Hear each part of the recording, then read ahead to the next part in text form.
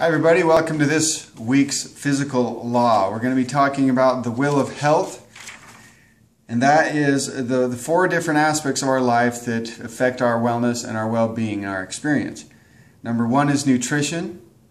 That only applies to 10% of the outcome. So the good food you're eating only applies to 10% of how you feel about life and your wellness. Number two is exercise and rest. Although you need to keep things moving in order to keep them alive, because if you don't, they'll get stiff. It still only is 10%. The environment, meaning the polluted water, the polluted air, the toxic food, still only 10%. It's kind of surprising. And fourth, and the most important, that is 70%, is attitude.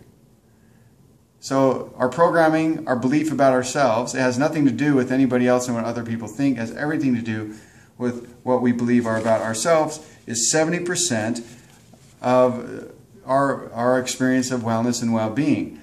If we have a great attitude, we can have profound wellness. If we have a bad attitude and want to blame all those other factors, then we're not going to. Or if we just have beliefs that we've built up through our lives and experience and our decisions, that'll affect our physical health. So our attitude is not dependent upon what others think, but what we believe about ourselves. That's our attitude, our inner attitude. So here's an inner attitude check. You just ask yourself this.